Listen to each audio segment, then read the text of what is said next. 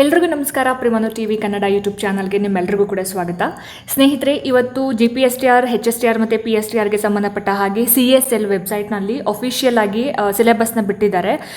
So ಬೆಳಗ್ಗೆ ತಾನೇ notification ಆಯಿತು, ಇವಾಗ ತಾನೇ ಸಿಲೆಬಸ್ ಬಿಟ್ಟರು.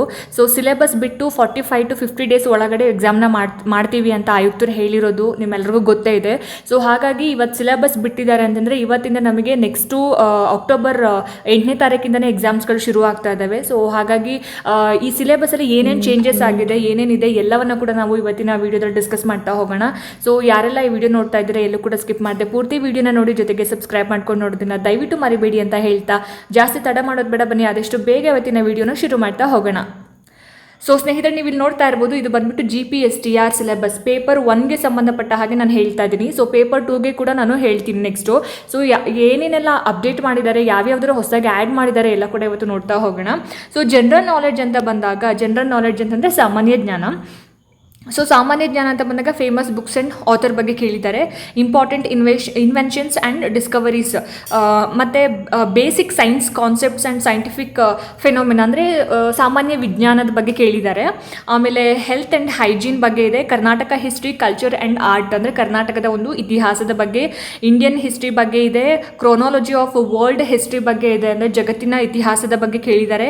ಬೇಸಿಕ್ ಕಾನ್ಸೆಪ್ಟ್ಸ್ ಆಫ್ ಜಿಯೋಗ್ರಫಿ ಅಂದರೆ ಭೂಗೋಳಶಾಸ್ತ್ರದ ಬಗ್ಗೆ ಕೇಳಿದ್ದಾರೆ. ಲ್ಯಾಂಡ್ ಆ್ಯಂಡ್ ಪೀಪಲ್ ಆಗಿರ್ಬೋದು, ಫೆಸ್ಟಿವಲ್ಸ್ ಆಗಿರಬಹುದು, ಪಾಪ್ಯುಲೇಷನ್ ಆ್ಯಂಡ್ ಲಿಟ್ರಸಿ ಆಗಿರಬಹುದು, natural regions, natural resources, food crops, ಬೆಳೆಗಳು, ಆಹಾರ. ಸೊ ಇದ್ರ ಬಗ್ಗೆ ಕೇಳಿದ್ದಾರೆ. ಆಯಿತಾ, ಇದು ನಾನು ಸಾಮಾನ್ಯ ಜ್ಞಾನ ಪೇಪರ್ 1ಗೆ ಸಂಬಂಧಪಟ್ಟ ಹಾಗೆ ಜನರಲ್ ನಾಲೆಡ್ಜ್ ಹೇಳ್ತಾ ಇರೋದು. ಸೊ ನೆಕ್ಸ್ಟು ಇಂಡಿಯನ್ ಎಕನಾಮಿ ಬಗ್ಗೆ ಕೇಳಿದ್ದಾರೆ, ಆರ್ಥಿಕ ವ್ಯವಸ್ಥೆ ಅಥವಾ ಅರ್ಥಶಾಸ್ತ್ರದ ಬಗ್ಗೆ ಕೇಳಿದ್ದಾರೆ. ಅವಾರ್ಡ್, ಆನರ್ ಆ್ಯಂಡ್ ಪ್ರೈಸಸ್ ಬಗ್ಗೆ ಕೇಳಿದ್ದಾರೆ. ಆ್ಯಂಡ್ ಇಂಡಿಯನ್ ಕಾನ್ಸ್ಟಿಟ್ಯೂಷನ್ಸ್ ಅಂದರೆ ಭಾರತದ ಸಂವಿಧಾನದ ಬಗ್ಗೆ, ಫಂಡಮೆಂಟಲ್ ರೈಟ್ಸ್ ಆಗಿರ್ಬೋದು, ಲೆಜಿಸ್ಲೇಚರ್ ಆಗಿರ್ಬೋದು, ಸೊ ಜುಡಿಷಿಯರಿ ಆಗಿರ್ಬೋದು, ಆಮೇಲೆ ಎಕ್ಸಿಕ್ಯೂಟಿವ್ ಆಗಿರ್ಬೋದು, ಇದೆಲ್ಲ ಇಂಡಿಯನ್ ಕಾನ್ಸ್ಟಿಟ್ಯೂಷನಲ್ಲಿ ಬರುವಂಥದ್ದು, ಇದನ್ನು ಕವರ್ ಮಾಡ್ಕೋಬೇಕಾಗತ್ತೆ. ಆ್ಯಂಡ್ ಕರೆಂಟ್ ಇಂಟರ್ನ್ಯಾಷನಲ್ ಅಫೇರ್ಸ್, ಆಮೇಲೆ ಅಂದರೆ ಪ್ರಚಲಿತ ಅಂತಾರಾಷ್ಟ್ರೀಯ ವಿದ್ಯಮಾನಗಳ ಬಗ್ಗೆ, ಇಂಡಿಯಾಸ್ ಫಾರಿನ್ ರಿಲೇಷನ್ಸ್ ಅಂದರೆ ಇಂಡಿಯಾ ಮತ್ತು ವಿದೇಶ ಸಂಬಂಧಗಳ ಬಗ್ಗೆ ಕೇಳಿದ್ದಾರೆ. Current state and national affairs, ಪ್ರಸ್ತುತ ರಾಜ್ಯ ಮತ್ತು ರಾಷ್ಟ್ರೀಯ ಕರೆಂಟ್ ಅಫೇರ್ಸ್ ವಿದ್ಯಮಾನಗಳು, ಮತ್ತು ಬೇಸಿಕ್ಸ್ ಆಫ್ ಕಂಪ್ಯೂಟರ್ಸ್ನ ಕೇಳಿದ್ದಾರೆ. ಇಲ್ಲಿ ತುಂಬ ಡೆಪ್ತಾಗಿ ಕೇಳಿಲ್ಲ, ಬೇಸಿಕ್ಸ್ ಆಫ್ ಕಂಪ್ಯೂಟರ್ಸ್ 14 ಟಾಪಿಕ್ಸ್ಗಳನ್ನು ಕೊಟ್ಟಿರೋದು ಯಾವುದರಲ್ಲಿ, ಜನರಲ್ ನಾಲೆಡ್ಜಲ್ಲಿ. Okay, and next current affairs ಅಂತ ಬಂದಾಗ ಜನರಲ್ ನಾಲೆಡ್ಜ್ ಬೇರೆ, ಕರೆಂಟ್ ಅಫೇರ್ಸ್ ಬೇರೆ. ಓಕೆ, ಸೊ ಕರೆಂಟ್ ಅಫೇರ್ಸ್ ಅಂತ ಬಂದಾಗ ಕರೆಂಟ್ ಇಂಟರ್ನ್ಯಾಷನಲ್ ಅಫೇರ್ಸ್ ಇದೆ, ಆಮೇಲೆ ನ್ಯಾಷನಲ್ ಅಫೇರ್ಸ್ ಇದೆ. ಮೂವೀಸ್ ಬಗ್ಗೆ ಅಂದರೆ ಯಾವ ಮೂವಿಗೆ ಯಾವ ಅವಾರ್ಡ್ ಬಂತು, ಚಲನಚಿತ್ರದ ಬಗ್ಗೆ ಕೇಳಿದ್ದಾರೆ. ಆಮೇಲೆ currency and capitals of the country, ನಾಣ್ಯ ಮತ್ತು ಅದರ ಒಂದು ಕ್ಯಾಪಿಟಲ್ಸ್, ರಾಜಧಾನಿಗಳ ಬಗ್ಗೆ ಕೇಳಿದ್ದಾರೆ. ಇಂಪಾರ್ಟೆಂಟ್ ಡೇಸ್ ಆ್ಯಂಡ್ ಸ್ಲೋಗನ್ಸ್ ಬಗ್ಗೆ, ಫೆಸ್ಟಿವಲ್ಸ್, ಆಮೇಲೆ folk dance tribes of the country, United Nation Organization and headquarters ಬಗ್ಗೆ, ಆಮೇಲೆ initiatives in education in India, ಆಮೇಲೆ monuments and national forest, important tourist places and peaks, important ಆಗಿರ್ತಕ್ಕಂತಹ ಪ್ರವಾಸಿ ಸ್ಥಳಗಳು ಮತ್ತು ಪರ್ವತಗಳ ಬಗ್ಗೆ, ಇಂಡಸ್ಟ್ರೀಸ್ ಆ್ಯಂಡ್ ಓರೇಸ್, ಆಮೇಲೆ 3 ವಿಂಗ್ಸ್ ಆಫ್ ದ ಆರ್ಮಿ, ಆಮೇಲೆ Indian constitution, highways, railways and airport names, ಆಮೇಲೆ ಅಬ್ರಿವಿಯೇಷನ್ಸು. ಸೊ ಇದಿಷ್ಟು ಕರೆಂಟ್ ಅಫೇರ್ಸ್ ಅಂತ ಬಂದಾಗ ನಾವು ಇಷ್ಟನ್ನ ಕವರ್ ಮಾಡಬೇಕಾಗುತ್ತೆ. ಇಷ್ಟು ವಿಚಾರದ ಬಗ್ಗೆ ಏನೇನೆಲ್ಲ ನಡೆದಿದೆ, ಏನೇನೆಲ್ಲ ಘಟನೆಗಳು ಸಂಭವಿಸಿದೆ ಅನ್ನೋದ್ರ ಬಗ್ಗೆ. ಆ್ಯಂಡ್ ನೆಕ್ಸ್ಟ್ ಇಲ್ಲಿ ಸಾಮಾನ್ಯ ಕನ್ನಡ ಅಂತ ಬಂದಾಗ ಕನ್ನಡ ವರ್ಣಮಾಲೆ, ನಾಮಪದ ಮತ್ತು ಅದರ ಒಂದು ಬಗೆಗಳಾಗಿರಬಹುದು, ಕ್ರಿಯಾಪದ, ಲಿಂಗ ಅಂತ ಬಂದಾಗ ಏನೇನು ಬರುತ್ತೆ, ಲಿಂಗಗಳಲ್ಲಿ ಏನು ಬರುತ್ತೆ, ಪುಲ್ಲಿಂಗ, ಸ್ತ್ರೀಲಿಂಗ, ನಪುಂಸಕಲಿಂಗ.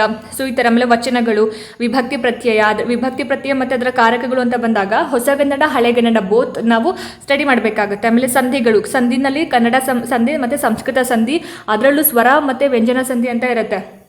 ಓಕೆ, ಆಮೇಲೆ ಸಮಾಸಗಳು, ಕೃದಂತ ಮತ್ತು ತದ್ದಿತಾಂತಗಳು, ದ್ವಿರುಕ್ತಿ, ಜೋಡು ನುಡಿ, ಪಡೆನುಡಿ ಮತ್ತು ನುಡಿಗಟ್ಟುಗಳು, ಅವ್ಯಯ ಮತ್ತು ಅದರ ಒಂದು ಪ್ರಕಾರಗಳು, ವಾಕ್ಯ ರಚನೆ ಮತ್ತು ಅದರ ವಿಧಗಳು, ಲೇಖನ ಚಿಹ್ನೆ, ಪದಗಳ ಅರ್ಥ, ಮೀನಿಂಗ್ಸು, ಆಮೇಲೆ ಸಮಾನಾರ್ಥಕ ಬೇರೆ, ನಾನಾರ್ಥಕ ಬೇರೆ. ಸಮಾನಾರ್ಥಕ ಅಂದರೆ ಒಂದೇ ಒಂದು ಪದಕ್ಕೆ ಸಮಾನಾರ್ಥಕ, ನಾನಾರ್ಥಕ ಅಂತ ಹೇಳಿದ್ರೆ ಒಂದು ಪದಕ್ಕೆ ಇರ್ತಕ್ಕಂತಹ ಬೇರೆ ಬೇರೆ ಅರ್ಥಗಳು, ಅರಣ್ಯ, ಕಾಡು, ಕಾನನ, ಅಡವಿ.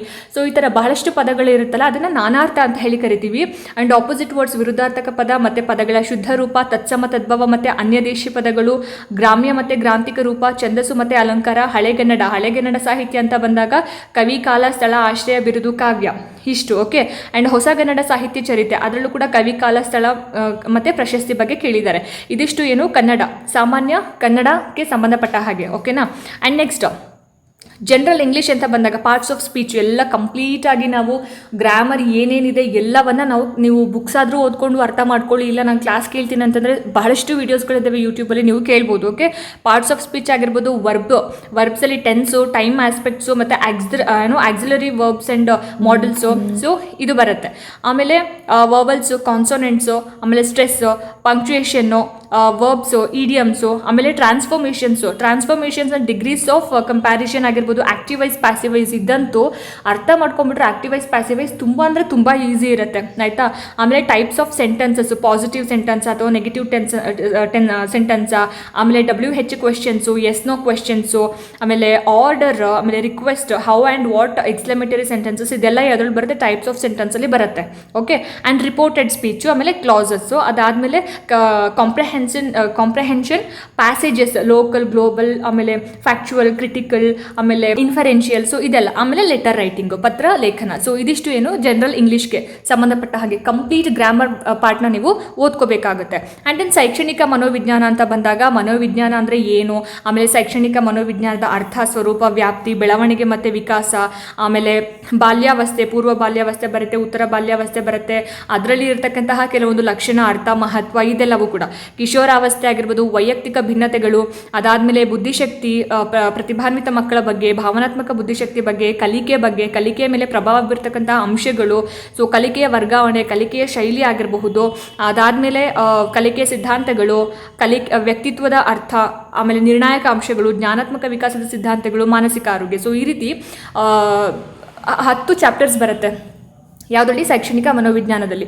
ನಾನು ನಿಮಗೆ ರೆಫರ್ ಮಾಡೋದು Vamadevappa book, the best book for ಶೈಕ್ಷಣಿಕ ಮನೋವಿಜ್ಞಾನ ಅಥವಾ ಸೈಕಾಲಜಿ. ಓಕೆ. ಸೊ ನೀವು ವಾಮದೇವಪ್ಪನವರ ಬುಕ್ನ ಒಂದು 2-3 ಟೈಮ್ಸ್ ಓದಿ ಆದಮೇಲೆ KM ಸುರೇಶ್ ಅವರ ಬುಕ್ನ ರಿವಿಷನ್ ಪರ್ಪಸ್ಗೆ ನೀವು ಓದಬೇಕಾಗುತ್ತೆ.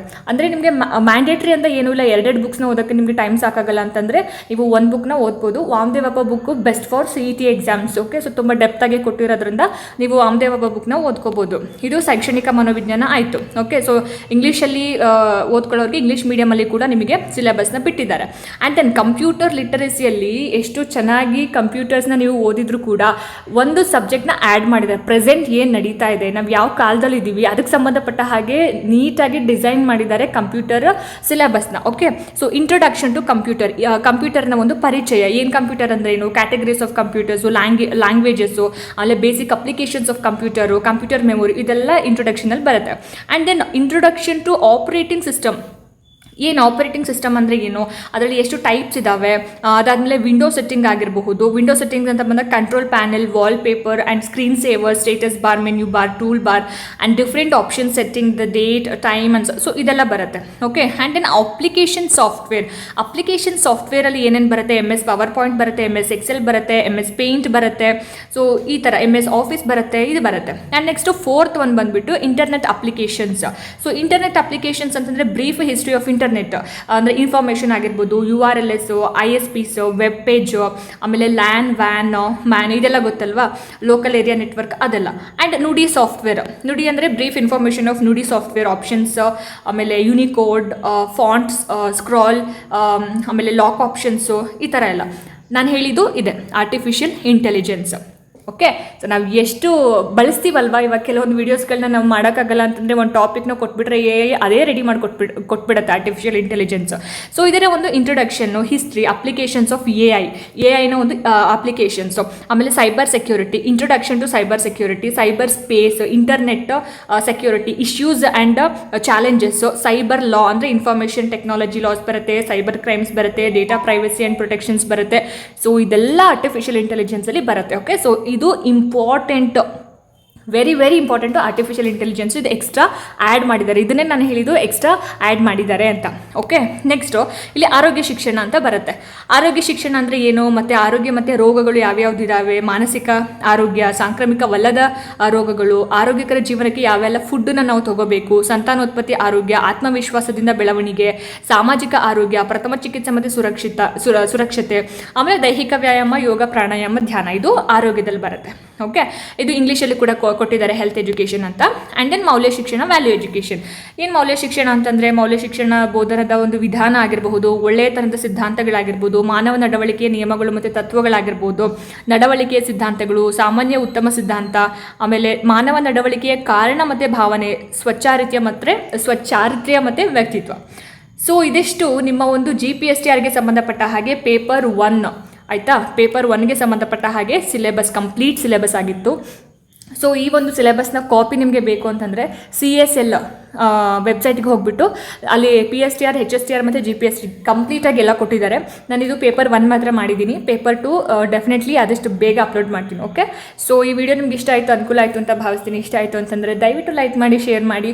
ಹಾಗೆ ನಿಮ್ಮ ಅನಿಸಿಕೆ ಅಭಿಪ್ರಾಯಗಳೇನೇ ಇದ್ರೂ ಕೂಡ ನನಗೆ ಕಾಮೆಂಟ್ ಸೆಕ್ಷನಲ್ಲಿ ತಿಳಿಸಿ ಅಂತ ಹೇಳ್ತಾ, ಇದೇ ರೀತಿ ಹೆಚ್ಚಿನ ವೀಡಿಯೋಸ್ಗಳಿಗೋಸ್ಕರ ನಿರಂತರವಾಗಿ ನನ್ನ ಚಾನಲನ್ನು ನೋಡ್ತಾ ಇರಿ. ಮುಂದಿನ ವೀಡಿಯೋಸ್ಗಳಲ್ಲಿ ನಾನು ನಿಮಗೆ ಸಿಗ್ತೀನಿ. ಅಲ್ಲಿ ತನಕ ಎಲ್ರಿಗೂ ನಮಸ್ಕಾರ.